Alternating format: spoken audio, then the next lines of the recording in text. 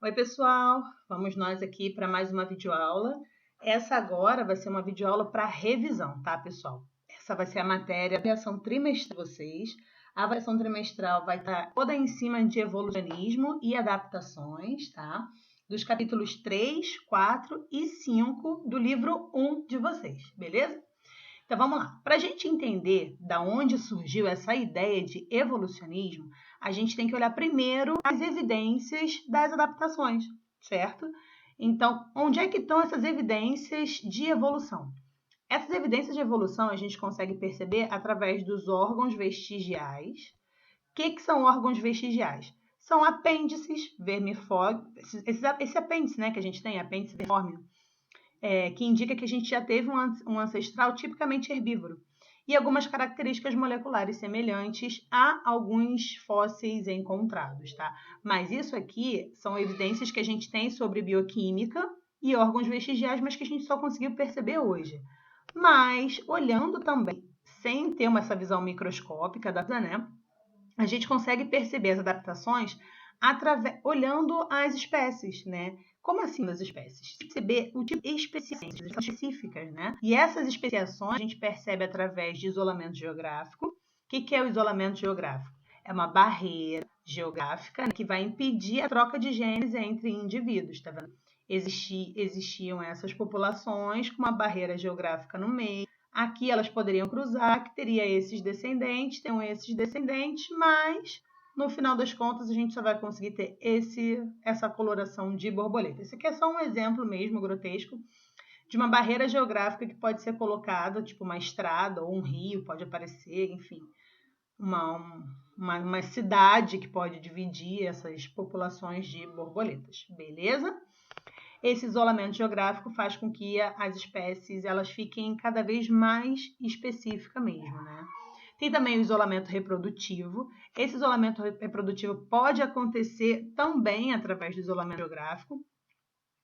Esse isolamento reprodutivo ele acontece de duas formas, pré-zigótico e pós-zigótico. Zigoto, pessoal, não sei se vocês lembram, só para dar uma retomada no conteúdo, zigoto é desenvolvimento embrionário, né? É o primeiro estágio que desenvolve, digamos, um embrião. Você pode substituir essa palavra de zigoto para ficar mais familiarizado por pré-embrionário ou pós-embrionário, né? Esse isolamento reprodutivo pode ser feito dessas duas formas. Se for um isolamento reprodutivo pré-embrionário ou pré-zigótico, ele pode ser estacional, ele pode ser mecânico ou ele pode ser etológico. Eu não vou me deter nesse assunto aqui para a avaliação de vocês desse trimestre, tá, pessoal? Porque essa matéria a gente vai ver um pouco mais a fundo no próximo capítulo, que é o capítulo 6, quando a gente for falar mesmo sobre especiação. Só estou citando aqui para vocês um pouquinho, porque dentro de adaptações a gente percebe essa especialização e isso está dentro de isolamento geográfico e isolamento reprodutivo. Não vou falar sobre isso agora, tá? Vamos voltar aqui. Nas adaptações, a gente percebe também, observando fóssil, e isso, dois homens importantes, que eu vou falar daqui a pouco, eles já conseguiam ver, tá? Por isso que a gente consegue ver realmente a olho nu, que é a divergência evolutiva e a convergência evolutiva. A divergência evolutiva se dá, ou irradiação adaptativa também, tanto faz, tá? Tem esses dois nomes, se dá a diversas linhas evolutivas com um ancestral comum. Como que a gente consegue observar essa ancestralidade comum? Através dessa homologia, né? Dessa divergência evolutiva. O que é homologia? São estruturas com a mesma origem embrionária, só que elas exercem funções diferentes.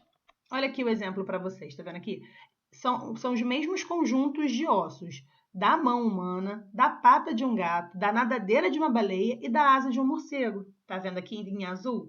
Todos eles têm a mesma origem embrionária e cada um exerce uma função distinta. Da mesma forma, os ossinhos verdes e da mesma forma esses ossinhos mais alaranjados, tá vendo aqui? Para o homem, função de mão, né, que a gente pega nas coisas. Para o gato, tem a função de pata, para correr, enfim. Para a baleia, de nadar, tipo, nada a ver. E para o morcego, de voar. Então, eu tenho aqui 4 exemplos de mamíferos que tiveram divergências evolutivas de órgãos homólogos. Órgãos homólogos, porque tem a mesma estrutura embrionária, mas que exerce função diferente.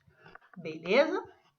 E também a gente consegue perceber essas adaptações pela convergência evolutiva. O que é convergência evolutiva?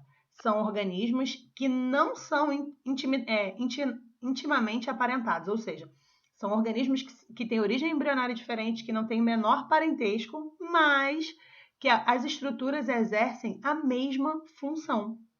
Isso, o nome disso é analogia, tá? São estruturas com origens embrionárias distintas, diferentes, mas que exercem a mesma função.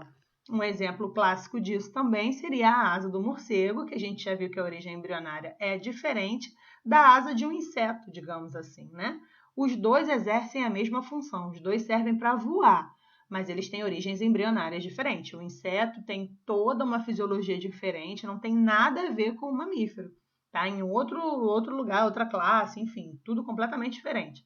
Beleza? Mas porque sofreram as mesmas pressões do ambiente em que vivem, no caso aqui o ambiente aéreo, né? Elas exercem a mesma função, as asas para voar, ok? O nome disso é convergência adaptativa. São estruturas com origem embrionária diferente que exercem a mesma função. E a outra é a divergência evolutiva, que aí são estruturas com a mesma origem embrionária, mas que exercem funções distintas. Beleza? Então, a gente falou um pouquinho sobre adaptação. Olhando para a adaptação das espécies, dois grandes homens, Lamarck e Darwin, tinham pensamentos parecidos com relação a algumas coisas. Os dois não conseguiam crer no fixismo ou no criacionismo. O criacionismo fala que um Deus todo-poderoso criou todas as coisas, né? Esse é o criacionismo, e todas as coisas foram criadas como elas são hoje, não sofreram mutação e nem evolução. E o fixismo já acredita, assim como o criacionismo, que todas as coisas elas sempre foram como são hoje, também não evoluíram em nada. No caso, o fixismo. Só que no fixismo não acredita num Deus todo-poderoso que criou todas essas coisas, beleza? Então, criacionismo crê num Deus, fixismo não crê em Deus, mas ambas as teorias acreditam que todas as coisas que existem hoje sempre foram dessa forma, nunca evoluíram, nunca mudaram em nada. Mas Lamarck e Darwin pensavam diferente. Vou começar por Lamarck, porque ele veio antes, tá, pessoal? Em 1809, Lamarck já tinha essas ideias. E Lamarck tinha essas ideias só observando as coisas, né? Observando que os animais, observando todas essas adaptações que a gente falou, né? Que os animais eram diferentes, tal, enfim, observando fósseis, enfim, ele conseguia perceber essas diferenças. E aí Lamarck criou duas leis: lei do uso e desuso e lei da transmissão de caracteres adquiridos. Como é que funciona a lei do uso e desuso? No processo de adaptação, no processo de adaptação, as partes do corpo que seriam mais utilizadas desenvolveriam e as que não seriam utilizadas, elas atrofiariam. Então, essa é a lei do uso e desuso. Quanto mais você usa determinado órgão, mais ele cresce. Quanto menos você usa determinado órgão, ele pode atrofiar. E você adquirindo essas características, ou seja, do órgão atrofiado, ou seja, do órgão crescido, você consegue passar isso para o seu descendente. Isso seria a transmissão de caracteres adquiridos. Beleza? A alteração do corpo do indivíduo passa para o... Ou seja, para Lamarck, o ser vivo, ele se adapta às pressões do meio, né? Então, o meio exerce uma determinada pressão sobre aquela população de seres vivos, e esses seres vivos eles mudando e se adaptando ao meio ambiente. Essa é a teoria de Lamarck, é o lamarckismo.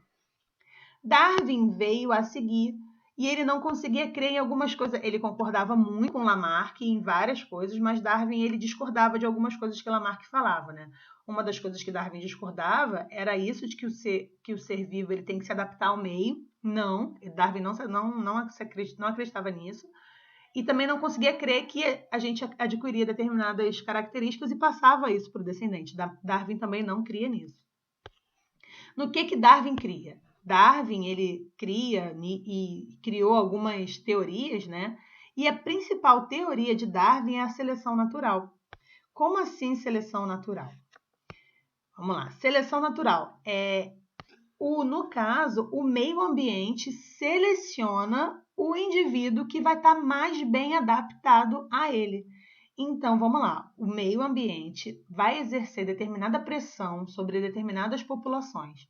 Os seres vivos que já estiverem bem adaptados àquelas pressões vão conseguir chegar a uma idade reprodutiva e vão conseguir se reproduzir e passar o seu DNA adaptado para o seu descendente. Para Darwin, o ser vivo ele não se adapta ao meio. O ser vivo ele já sofreu mutações aleatórias no seu DNA. Darwin não tinha conhecimento de DNA, né? Mas hoje com a teoria moderna da genética, enfim, a gente consegue perceber essas mutações que são aleatórias realmente no DNA. E essas mutações elas podem ser vantajosas ou elas podem ser desvantajosas ao ser vivo para aquelas pressões que são exercidas em cima dele. Então, olha só, em seleção natural, a gente tem seleção direcional, que seriam bactérias resistentes a antibióticos, insetos resistentes a inseticidas, quando ocorrem mudanças ambientais e o fenótipo antes desfavorável passa a ser favorável. Né? Então, a gente tem aí seleção direcional. A gente tem 3 tipos de seleção direcional. O fenótipo extremo, nesse caso, é favorecido. Os resistentes a antibióticos, os resistentes a inseticidas e os que têm uma coloração, digamos, diferente, eles são mais favorecidos, né? Que é o caso do melanismo industrial. Vocês devem lembrar disso lá da outra videoaula também, que quando as borboletas brancas, antes, sem a poluição, elas eram em maior quantidade, e aí depois, com a poluição, vieram as borboletas mais escuras, as mariposas mais escuras. Mas por quê? Porque as brancas morrem, porque elas ficam mais facilmente visíveis aos predadores, né? Beleza. Seleção estabilizadora, é um outro tipo de seleção natural. O que é isso? Diversidade genética diminui quando a população estabiliza num valor determinado, né? Então, assim, de características em particular. A variabilidade gênica para de ser grande, né? Digamos assim, fica estabilizado. Prevalência de pessoas com a mesma falciforme, que são contaminadas no caso da malária, né? Também a gente observou isso numa outra aula. E isso aqui, o fenótipo indeterminado é favorecido. No caso aqui são mutações que foram acontecidas aleatoriamente. Essas mutações, elas são favorecidas. Tem a anemia falciforme, aquela que a hemácia é em forma de foice, e que o mosquito, né, o protozoário que transmite a malária, ele não consegue se reproduzir nessa hemácia que é falciforme. Então, foi-se observado que em locais da África, onde tinha muita incidência de malária, as pessoas, elas hoje em dia têm muita anemia falciforme, moderadamente. Essa anemia falciforme acaba protegendo essas pessoas do protozoário que transmite a malária. Isso é um tipo de seleção estabilizadora. A outra seleção natural que acontece é a seleção disruptiva, que é um exemplo de populações de plantas que crescem em regiões com minerais específicos, né, em determinadas que outras plantas não conseguiriam sobreviver. E a seleção sexual, que é a luta de indivíduos de um mesmo sexo, em geral masculino, pela posse de outro sexo. E nesse caso aqui tem os desenhozinhos, tá vendo aqui? No caso da seleção disruptiva, favorece fenótipos dos 2 extremos. A seleção estabilizadora vai favorecer os fenótipos intermediários. E a seleção direcional favorece o extremo, né, dos fenótipos. Isso aqui são as seleções naturais, seleção natural, como eu falei anteriormente, que o meio ambiente seleciona o indivíduo que está mais bem adaptado. Dentro de tudo isso, né, dentro dessas teorias de Darwin escreveu um livro, na outra videoaula eu falo melhor um pouco sobre Darwin, né, se vocês quiserem voltar lá para vocês poderem dar uma relembrada nisso para avaliação também seria interessante. A partir do darwinismo, das teorias de Darwin, serviram como base para a teoria sintética da evolução, ou neodarwinismo. Essa teoria sintética da evolução veio depois da descoberta do DNA, da genética, né? Mendel ajudou bastante com relação a isso. Eu vou falar um pouquinho sobre Mendel com vocês depois. E aí a gente tem aí o neodarwinismo. O neodarwinismo também defende a seleção natural, né? E dentro disso a gente tem a recombinação gênica, como eu falei para vocês, com o estudo de DNA, com a descoberta do DNA, a gente consegue perceber e comprovar tudo isso, que realmente as espécies mudam, mas as espécies elas mudam ao acaso, através de recombinação gênica. E a gente tem mistura de alelos, provenientes de indivíduos diferentes, que é através da reprodução sexuada, né, recombinação gênica, que leva ao surgimento de novos alelos e aumenta a nossa variabilidade genética. E a gente também tem, dentro do neodarwinismo, que defende a mutação, que é a alteração do DNA ao acaso, novos alelos aparecem, conferindo ou não mutações vantajosas, que pode levar ao surgimento de novos alelos, e tudo isso leva à variabilidade gênica. Então, pessoal, a nossa revisão está aqui. Tá? Espero que vocês tenham gostado. Não sei se eu falei rápido demais, mas se eu falei rápido demais também vocês conseguem voltar, porque isso é uma videoaula. Vocês podem voltar quantas vezes vocês quiserem. Essa é a vantagem que tem, né? Então, se vocês tiverem alguma dúvida ainda, é só entrar em contato comigo. A gente está no grupo de WhatsApp, enfim, tenho todos os contatos, e-mail, pode ser através da escola também, para quem não tiver o meu telefone. E eu espero que vocês tenham entendido a nossa revisão sobre adaptações e evolucionismo, matéria da nossa avaliação trimestral. Lembrando que é o capítulo 3, 4 e 5 do primeiro livro de vocês. Beijo grande, espero que vocês tenham gostado. Fiquem com Deus. Tchau, tchau.